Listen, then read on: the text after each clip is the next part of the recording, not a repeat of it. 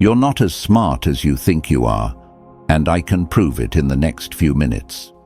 Right now, at this exact moment, someone 3 levels above you is making decisions that will shape your next 5 years, and you have no idea it's happening.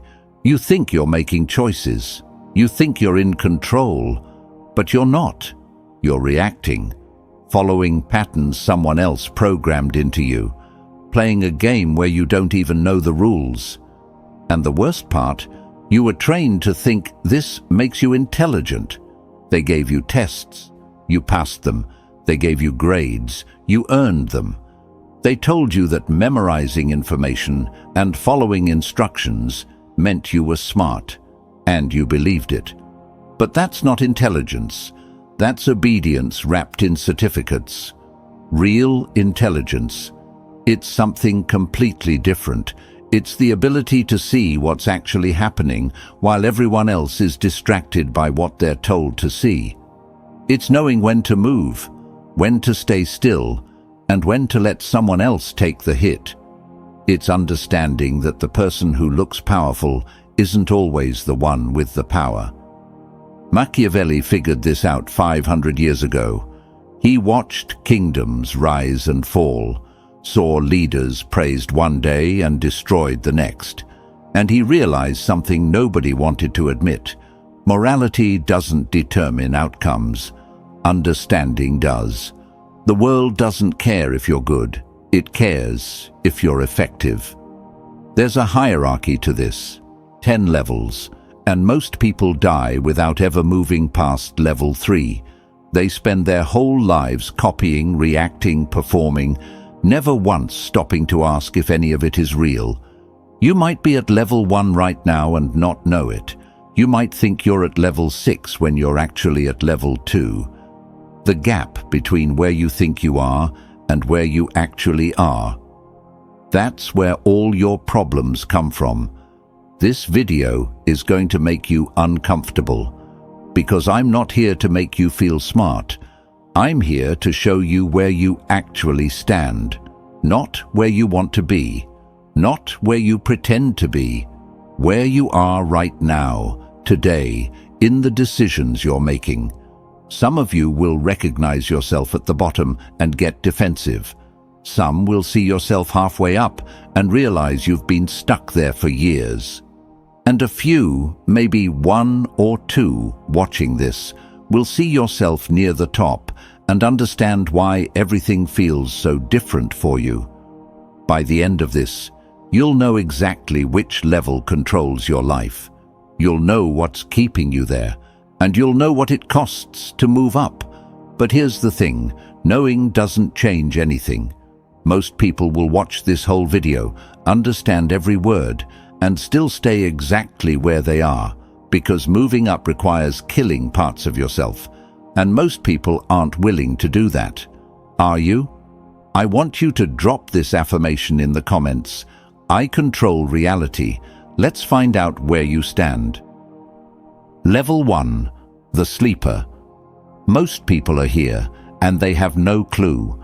The sleeper isn't literally asleep. They're walking around, talking, working, making decisions. But none of it is conscious. It's all programmed response. They wake up when someone tells them to.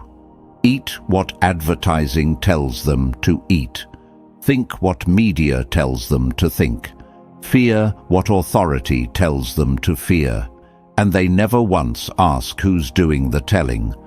The sleeper only acts when something acts on them first. Someone pushes, they push back. Someone speaks, they respond. But they never initiate, never create, never think beyond the immediate reaction in front of them. Their opinions, not theirs.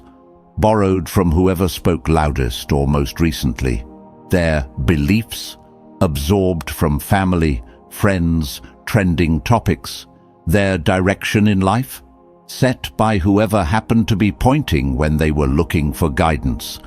Ask a sleeper what they think about something, and they'll repeat what they heard on the news, what they saw online, what everyone around them is saying, not because they're lying, because they genuinely believe that's their thought. They can't tell the difference between thinking and repeating. The sleeper craves three things: authority, routine, and consensus. They want someone to tell them what to do so they don't have to figure it out. They want the same pattern every day so they don't have to adapt. And they want everyone around them to agree so they know they're safe. Why? Because thinking for yourself is terrifying. It means you might be wrong. It means you might stand alone. It means you're responsible for what happens next. And the sleeper can't handle that weight, so they stay asleep. And the system loves them for it. Because here's what nobody tells you: the sleeper is fuel. Their energy for structures that need compliance to function. They work jobs they don't question, buy things they don't need, support causes they don't understand, and call it life. You see this everywhere. The person who says, "I don't know, I just work here," and means it. The one who gets angry about headlines but never reads past the first paragraph. The one who does the same thing every day and wonders why nothing changes. They're not stupid, they're asleep. And asleep people can't be reasoned with. Because you can't reason someone awake. They have to choose it. Machiavelli once said, "Men judge generally more by the eye than by the hand, for everyone can see but few can feel." The sleeper only sees the surface. They can't feel the currents underneath moving them around like debris in a river. Waking up from this level is brutal, because it means admitting that most of your life wasn't yours, that the thoughts you defended weren't your thoughts, that you've been a passenger pretending to drive. Most people never wake up. They get born, get trained, get used, and get buried, all without one original thought, without one moment of actual consciousness. If you're still watching this and getting defensive, ask yourself why. What nerve did I just hit? Level 2. The believer. The believer woke up, felt that sting of awareness, realized they were being controlled, and then immediately traded one controller for another. They found an ideology, a movement, a cause, something that gave them a framework for understanding the world. And they stopped thinking and started believing. Politics, religion, social justice, conspiracy theories, doesn't matter which one. What matters is that they outsourced their thinking to it. The ideology does the work now, tells them what to think, what to believe, who to trust, who to hate. The believer thinks they're awake because they rejected the mainstream. They're not watching the news anymore. They're not following the crowd. They're part of something different, something special, something that sees the truth. But they're just as asleep as before. They just changed the channel. Where the sleeper obeys authority, the believer obeys ideology. Where the sleeper follows the crowd, the believer follows the movement. Different master, same slavery. The believer confuses morality with intelligence. They think because they believe the right things, they're smart. Because they're fighting for the right side, they're awake. But believing the right things and thinking clearly are not the same. You can be morally correct and strategically useless. You can be on the right side of history and still completely powerless to change anything. The believer doesn't see this, because their identity is wrapped up in their beliefs. Challenge the belief, and you challenge them. Question the ideology, and you question their worth. So they defend it, loudly, aggressively, desperately. They're predictable, mention certain words, and you can watch them react exactly how their ideology programmed them to react. No pause, no consideration. Just automatic response disguised as conviction. The believer feels righteous, and that feeling is addictive. It's comfortable, it's community, it's purpose, but it's not intelligence, it's just sleep with better marketing. You see believers everywhere. They're the ones who can't have a conversation without preaching, can't hear a different perspective without getting defensive, can't separate disagreement from attack. They think they're warriors for truth, but they're just soldiers for someone else's war. Following orders they think are revelations. The jump from sleeper to believer feels like freedom. Finally, you see what others don't.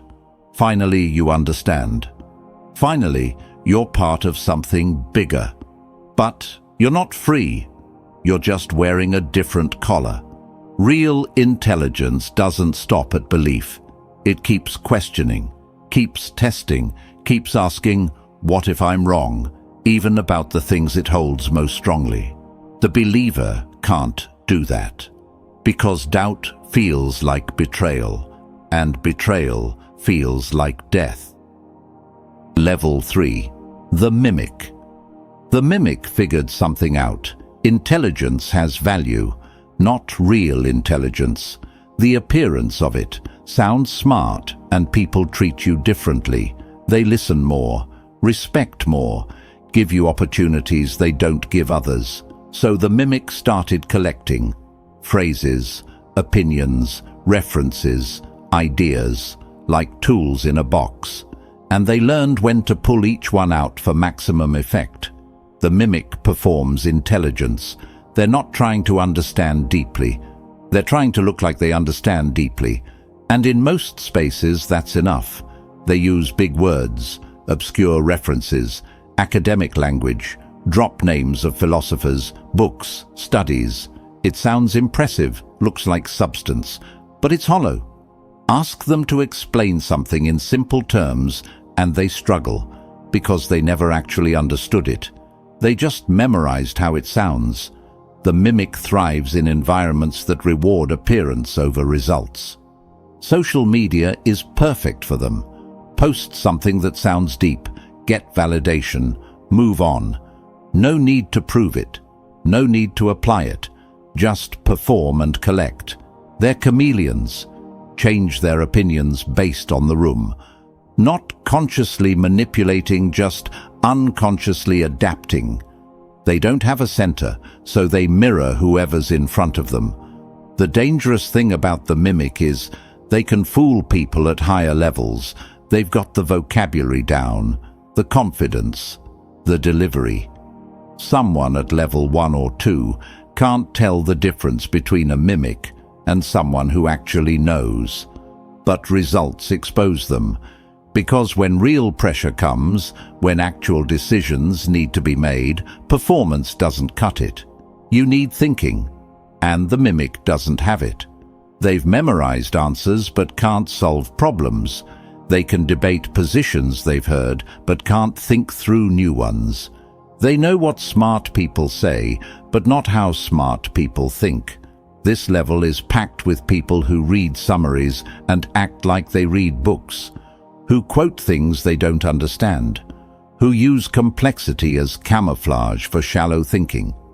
Machiavelli once said, "Everyone sees what you appear to be. Few experience what you really are." The mimic is all appearance, no substance. And eventually, that catches up. Because the world doesn't care how smart you sound. It cares what you can do. Moving past this level means something painful. You have to stop caring about looking intelligent and start caring about being effective. You have to trade applause for results, validation for power. And most mimics can't make that trade. The applause feels too good. The validation feels like progress, but it's not.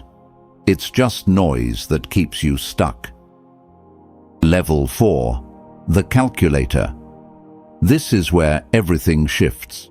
The calculator stops performing and starts operating. They don't care if you think they're smart. They care if they win. They look at any situation and see what everyone else misses. The incentives, the leverage points, the traps. They ask different questions. Not what should happen, but what will happen. Not what's right, but what works. The calculator treats rules like weather. You don't argue with them. You don't ignore them. You understand them and use them to your advantage. They see morality as a tool, not a truth. Not because they're evil, but because they understand that every moral framework serves someone's interest. And if you don't know whose interest, you're probably the one being served up. Where others think emotionally, the calculator thinks strategically. Someone insults them, they don't react. They calculate. Is this person useful, dangerous, irrelevant? Then they respond accordingly. Not from emotion, from strategy. They're always 3 moves ahead. While you're processing what just happened, they're already planning what happens next, and next, and next. The calculator is the fox in Machiavelli's framework. Clever, cunning, hard to trap. They see the snares before stepping in them, spot the manipulation before falling for it, recognize the game before playing it. But they're paranoid, because once you see how everything works, once you see how easily people are controlled and used, you stop trusting anything at face value. Every kindness has an angle. Every offer has a hook. Every smile hides calculation. They're effective but exhausting because they never turn it off. Every conversation is a negotiation. Every interaction is a transaction. Everything is strategic. And here's the limitation. The calculator is still playing someone else's game. They learned the rules. They can exploit the rules, but they didn't write the rules. They're winning at a game they didn't design. You see calculators everywhere once you know what to look for. They're the ones who always land on their feet, who know which way things are going before they go, who avoid disasters everyone else walks into. They survive, they succeed. They get what they want more often than not, but they're still limited, because cleverness alone doesn't change the game. It just helps you win the game that already exists. Moving past this level requires something the calculator struggles with: courage. Because seeing clearly is one thing. Acting on what you see is something else entirely. I want you to drop this affirmation in the comments. I see the game. Level 5. The operator. The operator takes everything the calculator has and adds one critical element: the will to act. The calculator sees what needs to be done. The operator does it. They make the hard calls, the unpopular decisions, the moves everyone else is too afraid to make. They don't wait for perfect information, don't wait for permission, don't wait for consensus. They move. When chaos hits, the operator sharpens. Everyone else is panicking, freezing, breaking down. The operator is executing, deciding, taking ground, because pressure doesn't scare them. It clarifies. They lead from the front, visibly, undeniably. The lion, as Machiavelli called it, powerful, direct, impossible to ignore. Everyone knows who the operator is. Everyone knows what they're doing. And everyone knows they're the one making things happen. That's power, but it's also a target. Because when you lead visibly, everyone knows where to aim. Your enemies know where you are. Your competitors know what you're doing. And everyone who wants your position knows exactly how to come at you. The operator is constantly under fire. Every move gets scrutinized. Every decision gets questioned. Every mistake gets amplified. They can't hide, can't deflect, can't pass responsibility. It's exhausting. Because once you're the one everyone looks to, once you're the one making the calls, you never get to rest. Every problem becomes yours. Every failure lands on you. This is the level most people picture when they think of power. The visible leader, the one in charge, the one everyone either follows or fights. But it's not the highest level, because visible power is limited power. The more people see you, the more they can target you. The more you stand out, the more you get hit. The operator burns bright. They reshape things through force of will, move mountains through pure determination, but they burn out fast, because that level of intensity isn't sustainable. History is full of operators, conquerors, revolutionaries, the ones who grabbed power and wielded it openly. They changed everything, but most of them didn't end well. Machiavelli once said, "It is better to be feared than loved if you cannot be both." The operator gets this. They choose effectiveness over popularity, results over approval, fear when necessary. But fear is fragile, because someone is always becoming more feared, someone is always becoming more powerful, and eventually the lion gets taken down. The smart operators figure out that visible power has limits, that the most effective control doesn't announce itself, doesn't command, influences. Level 6. The puppeteer. The puppeteer learned something the operator never did. Invisible power beats visible power every time. They stopped using force and started using influence, stopped commanding and started suggesting, stopped fighting and started shaping. The puppeteer doesn't tell you what to do. They make you want to do it. They don't threaten you into compliance. They create situations where compliance feels like choice. They control outcomes without anyone seeing the control.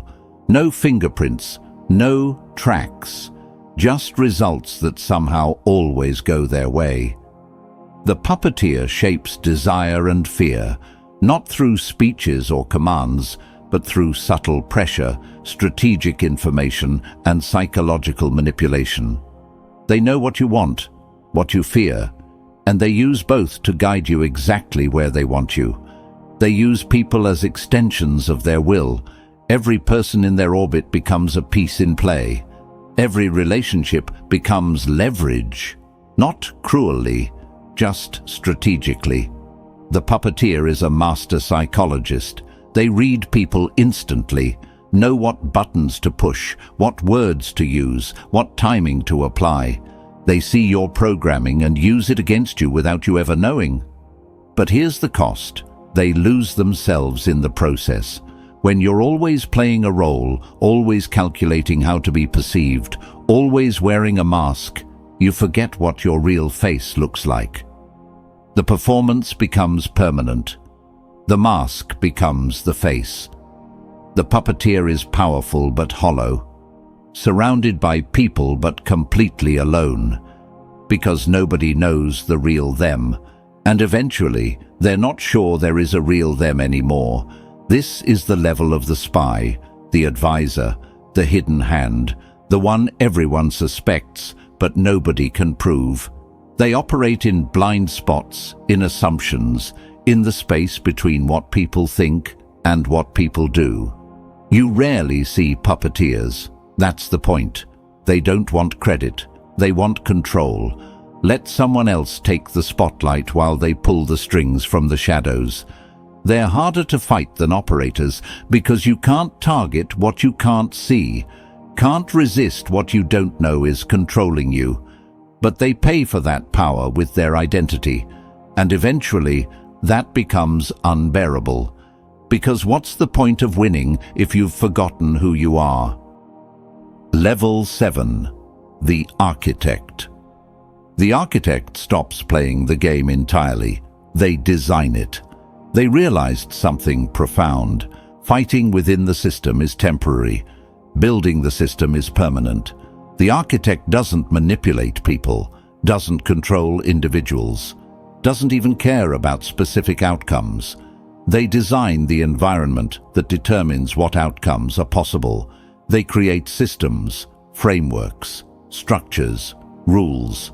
And once those are in place, everyone else fights within them without realizing they're fighting inside someone else's design. The architect thinks in decades. While everyone else is focused on winning today, the architect is focused on owning tomorrow. They plant seeds that won't grow for years, build foundations that won't show until generations later. They're detached from immediate conflict. While everyone else is fighting battles, the architect designed the battlefield. While everyone else is playing chess, The architect decided what pieces exist and how they move. They own the structure, not the struggle. They don't care who wins specific fights. They care that every fight happens on their terms. Think about it. You can control a person, but they might break free. Control a group, but they might rebel. But design the system they operate within. Set the rules they think are natural. Now you control them without them knowing they're controlled. This is the level of the founder, the institution builder, the one who creates frameworks that outlive them. Their power isn't in action, it's in design. Most people don't see what the architect is doing. They look inactive, passive, disconnected, because their work is invisible until it's everywhere. By the time you realize you're operating inside someone else's system, it's too late to escape it. Machiavelli once said, "Whoever desires constant success must change his conduct with the times." The architect doesn't change with the times. They create the times. The architect sacrifices immediate recognition for permanent influence. Nobody applauds them today, but their impact compounds, quietly, invisibly, inevitably. They're playing a different game than everyone else, and most people don't even know that game exists. Level 8. The Sovereign. The Sovereign achieved something most people think is impossible: complete internal control. This isn't about controlling others anymore. It's about controlling yourself so completely that external circumstances can't touch you. The Sovereign has emotional discipline. They feel everything: anger, fear, desire, but they're ruled by nothing. Emotions arise, they observe them. Then they choose their response. Consciously, deliberately. They're no longer reactive. Where everyone else responds automatically, the Sovereign pauses, observes, chooses. Every action is intentional, every word is measured. Nothing is accidental. Their power comes from self-mastery, not position. They don't need titles, don't need authority, don't need validation from anyone, because their power is internal. It can't be given, can't be taken away. The Sovereign watches the game without needing to play it. They see the board, the pieces, the strategies, but they're not attached to any outcome. They move when movement serves them, stay still when stillness serves them, and the choice is always free. This is the level of the master, the sage, the one who transcended the need for external validation or control. They're not fighting, not manipulating, not proving anything to anyone. They realize that true power is internal, that the person who controls themselves controls their world, not by changing the world, but by becoming unchangeable within it. Most people never reach this level because it requires giving up everything they think power is: visibility, recognition, control over others. The Sovereign has none of these, needs none of these. They're free in a way people at lower levels can't understand. Because freedom isn't doing whatever you want. It's wanting nothing that can be taken from you. The Sovereign can lose everything and remain whole, can win everything and remain unchanged, because their center is internal, unshakable. This level is rare, not because it's complicated, but because it requires sacrifice most people won't make. You have to die to who you were to become the Sovereign, and most people would rather stay who they are. I want you to drop this affirmation in the comments: I am sovereign. Level 9. The Void. The Void is total psychological detachment. No ego, no fear, no attachment to outcomes, identity, or survival itself. They've released everything that makes someone controllable. You can't manipulate the Void because there's nothing to manipulate. Can't threaten them because there's nothing they're afraid of losing. Can't bribe them because there's nothing they want. They're beyond the entire framework that drives human behavior. The void sees the game completely, not just their part, all of it, every level below them, every strategy, every pattern. They see it like you see a map, total and obvious. They act only when necessary, not out of restraint, but because most action is unnecessary. Most movement is just noise. Most doing is just distraction from being. The void is terrifying to people at lower levels because you can't predict them, can't control them, can't understand them. They operate on principles that don't make sense to anyone still playing the game. This is the level of the monk who walked away from everything and found power in nothing. Not hiding, not retreating, not defeated, just done. Machiavelli once said, "Where the willingness is great, the difficulties cannot be great." The void released willingness itself. They moved beyond want, beyond need, beyond the entire structure of human desire. Most people think this level is weakness, giving up, quitting. They're completely wrong. The void is the most dangerous level there is, because someone with nothing to lose, nothing to gain, and nothing to prove is unpredictable, unstoppable if they choose to move. But they rarely choose to move, because they've seen through the illusion that movement matters. They've realized the entire game is agreed upon fiction, and they stopped agreeing. They're here, but not here, present, but not present, watching everything while being part of nothing. You can't fight the void, can't compete with them, can't even engage them, because there's nothing to grab onto, nothing to push against. They're formless, boundless, empty. And in that emptiness is a kind of power that makes all other power look like games children play. Level 10. The myth. The myth no longer exists as a person. They're an idea, a symbol, an invisible force that shapes reality without being part of it. Their influence outlives their presence. Long after they're gone, their impact continues, because they transcended individual existence and became archetypal. People invoke their name without knowing them, follow their principles without meeting them, get shaped by their influence without realizing it. The myth shapes reality indirectly, not through their actions, but through the actions they inspired in others, not through control, but through the frameworks they left behind that control everything. They're almost invisible. You can't point to them in the moment. You only see their effect afterward. Their gravity bending everything around them without being seen. They're almost inhuman, because they released everything relatable, understandable, predictable. They're pure influence, pure impact, pure legacy. This is the level of the founder whose name became the thing, the thinker whose ideas reshaped civilizations, the invisible hand that moved history without being part of it. You can't become the myth intentionally. It's not a strategy you execute. It's what happens when you operate at such a high level for so long that you become inseparable from the change you created. Machiavelli himself reached this level, dead for 500 years, still shaping how we think about power, still influencing decisions, still dangerous. That's the myth. Presence without presence, power without position, influence without identity. I want you to drop this affirmation in the comments.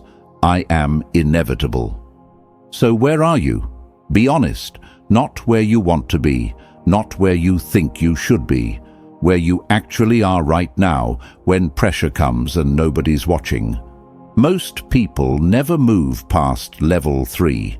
They spend their whole lives copying, believing, performing, pretending to think while just repeating patterns someone else programmed. And that's by design. The system needs sleepers, believers and mimics. They're predictable, controllable, useful, So the system creates tests that measure obedience and calls it intelligence, creates hierarchies that reward performance and calls it merit. But real intelligence? Real thinking? That's dangerous. That disrupts. That threatens the existing order. Here's the Machiavellian truth nobody wants to hear. The world doesn't reward who's right. It rewards who understands, who sees clearly, who acts decisively while everyone else is reacting emotionally. You don't move up by learning more. Information doesn't do it. Knowledge doesn't do it. You move up by removing illusions, stripping away comfortable lies, seeing what's actually happening instead of what you're told is happening. Every level up requires sacrifice. The sleeper sacrifices comfort. The believer sacrifices righteousness. The mimic sacrifices validation. The calculator sacrifices connection. The operator sacrifices peace. The puppeteer sacrifices identity. The architect sacrifices recognition. The sovereign sacrifices attachment. The void sacrifices everything. Most people won't make those sacrifices. They'll watch this video, maybe feel something, then go right back to whatever level they were at before. Because comfort is stronger than growth. Familiarity is stronger than freedom. But for those of you who actually heard this, who recognized yourself somewhere in these levels and felt that uncomfortable truth, the moment you start thinking instead of reacting, you stop being a pawn. The moment you see the game clearly, you stop being played. The moment you choose your responses instead of following your programming, you become dangerous. And dangerous people change things, not because they're smarter, not because they're better, but because they're awake. Operating at a level most people don't know exists. So which level are you at, and which level are you moving toward? Because standing still is just moving backward in slow motion. And moving backward means becoming someone else's tool. The choice is yours. It's always been yours. Most people just never realize they have one. If this video showed you something you needed to see, hit that like button, share it with someone who's ready to hear this, and subscribe, because we're going deeper into these ideas, into the reality behind the reality, into the thinking that separates pawns from players. Your next move starts now.